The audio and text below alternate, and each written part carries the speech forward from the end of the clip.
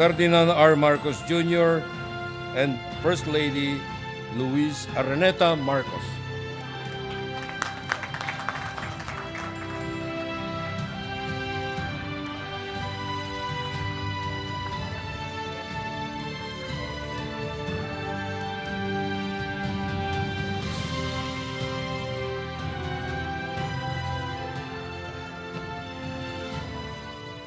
Good afternoon, ladies and gentlemen. Please take your seats. Vice President Inday Sara Duterte, what I call our secret weapon on these trips is former President JMA, the Speaker of the House, Speaker Martin Romualdez. Is the Ambassador here with us? Ambassador, how good to see you. His Excellency Huang Xilian, the Ambassador from the People's Republic to the Republic of the Philippines, members of the Cabinet that are here with us today, and of course, our First Lady, Lisa Marcos. You know, I have to do that, otherwise I have not completed my duty. And Pasay District Representative, yes, of course, Antonino Calixto, AFP Chief of Staff Lieutenant General Bartolome Bacaro, Philippine National Police, you're not here, Senator Amy Marcos, Philippine National Police Chief General Rodolfo Azurin Jr., my fellow workers in government, ladies and gentlemen, good afternoon. Isang mapagpalang araw at manigong bagong taon sa inyong lahat. I depart today for my 7th foreign travel since assuming the presidency.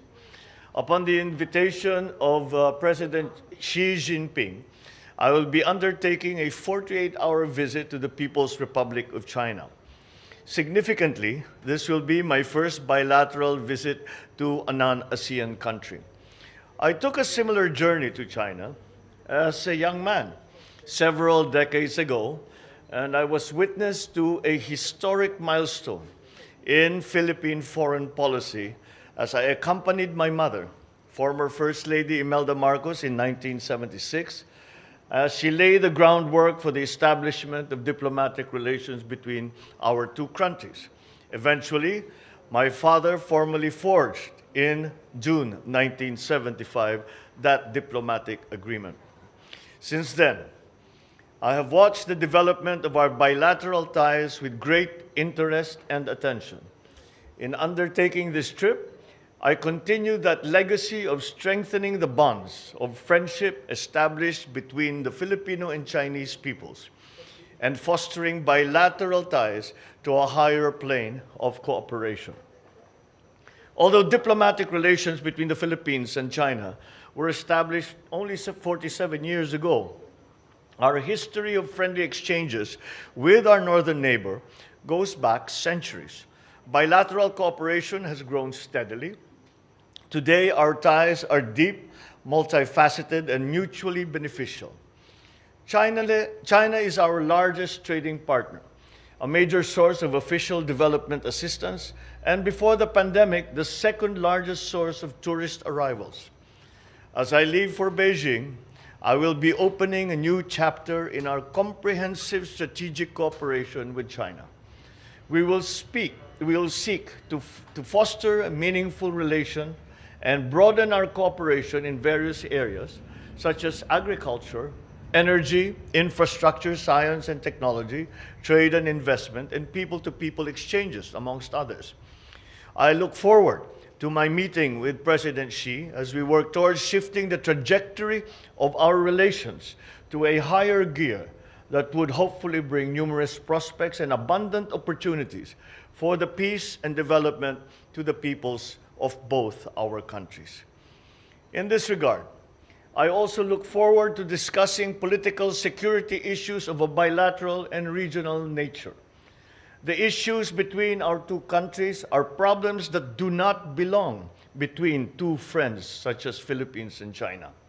We will seek to resolve those issues to mutual benefit of our two countries. We are rising as a nation, recovering from the ravages of a global pandemic. In our unremitting fight against the onslaught of the of COVID-19, our cooperation with China helped strengthen trust between our two countries. I recall our country's profound appreciation and gratitude when China was there to extend its helping hand in the form of vaccines, personal protective equipment, and technical assistance at the initial onslaught of the pandemic. You were the first to come to our aid. In this upcoming visit, we expect to sign more than 10 key bilateral agreements to add to the over 100 agreements we already have with China. As our doors open up in the new normal, I will invite our Chinese neighbors to once again return to the Philippines as tourists, as students, investors.